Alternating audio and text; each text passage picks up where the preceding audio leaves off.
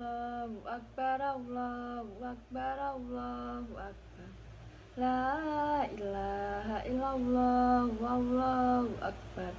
Allahu Akbar walillahilham. Assalamualaikum warahmatullahi wabarakatuh.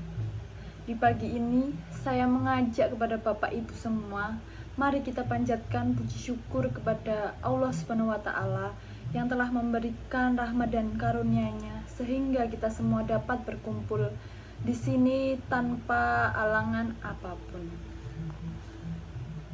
Masyarakat muslimin, hari ini adalah hari kemenangan.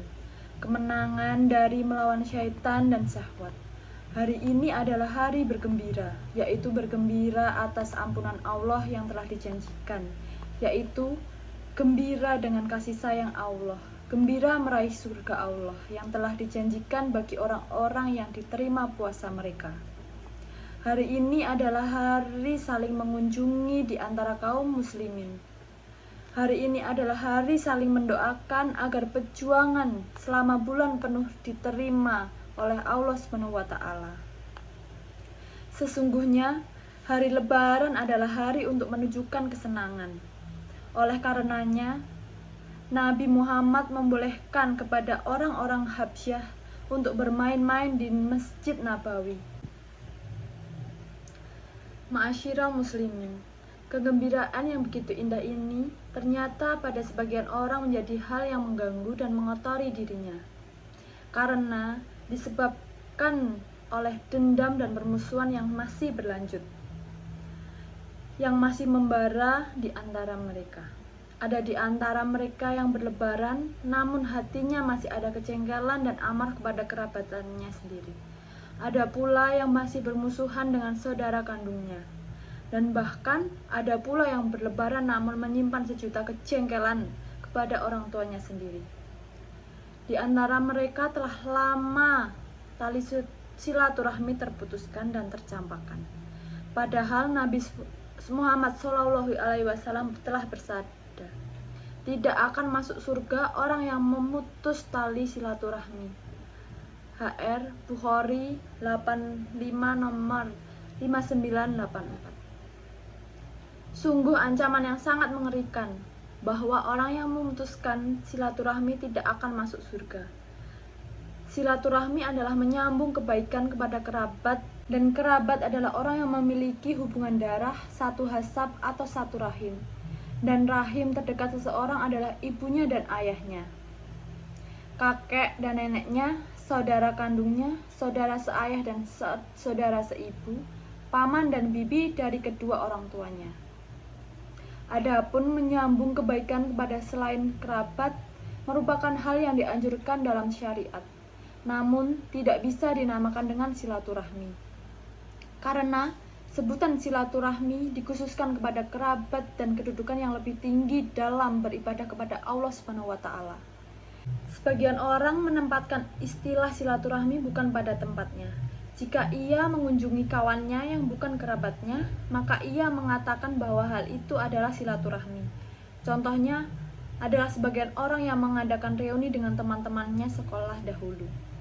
Hal seperti ini adalah hal yang baik, akan tetapi hal seperti ini bukan silaturahmi.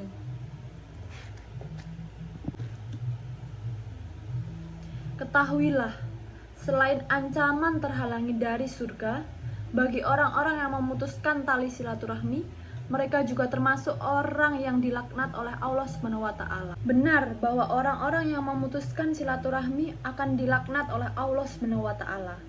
Terlalu banyak ayat yang memerintahkan seseorang untuk menyambung silaturahmi, dan terlalu banyak hadis yang melarang seseorang untuk memutuskan tali silaturahmi. Akan tetapi, orang-orang yang memutuskan itu telah buta mata. Mereka telah terkunci hati-hatinya, sehingga mereka tidak menjalankan ayat-ayat Allah dan tidak mendengarkan hadis-hadis Nabi Muhammad SAW. Di antara naasnya, nasib pemutusan silaturahmi adalah ia tidak akan mendapat bonus apapun dari Allah Subhanahu wa taala yang telah dijanjikan setiap hari Senin dan hari Kamis. Sungguh menyedihkan dan sungguh celakalah orang-orang yang memutuskan tali silaturahmi tersebut. Bahkan, jika seseorang yang memutuskan tali silaturahmi tetap melakukan sholat, akan tetapi bisa jadi Allah SWT tidak menerima sholatnya. Maka jika setahun dia memutuskan silaturahmi, maka ia bisa jadi setahun penuh pula sholatnya tidak diterima oleh Allah SWT. Para hadirin yang dirahmati oleh Allah SWT, pada hari yang indah ini, marilah kita memilih kembali tali rumpun persaudaraan dan kerabatan yang terurai. Marilah kita menyambung silaturahmi yang terputus, kalahkan ego diri kita. Buat apa kita menyimpan dendam dan permusuhan terhadap orang terdekat kita? Ingatlah bahwa kehidupan kita hanya sebentar. Maka orang yang terbaik di sisi Allah SWT adalah dia yang mengalahkan syaitan atas egonya untuk lebih dahulu menyambung silaturahmi yang rusak. Tidak sebagaimana seseorang yang tidak mau menyapa karena merasa lebih benar atau merasa lebih tua. Ketahuilah bahwa meskipun kita berada di posisi yang benar, jika terjadi permusatan silaturahmi, maka kalahkan ego kita dan sapalah terlebih dahulu saudara kita tersebut.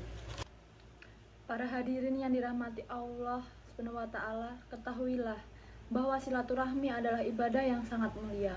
Bahkan silaturahmi adalah salah satu sebab yang memasukkan seseorang ke dalam surga.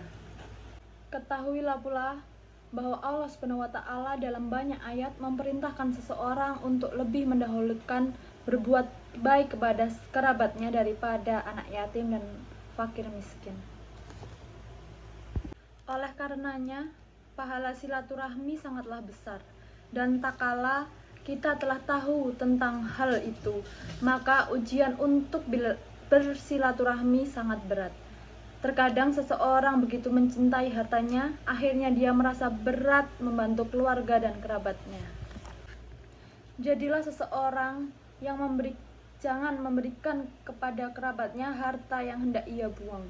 Akan tetapi, hendaknya harta yang dia akan berikan kepada kerabatnya adalah harta yang dicintai. Dan itu adalah bukti kalau dia telah menjalin silaturahmi dengan baik.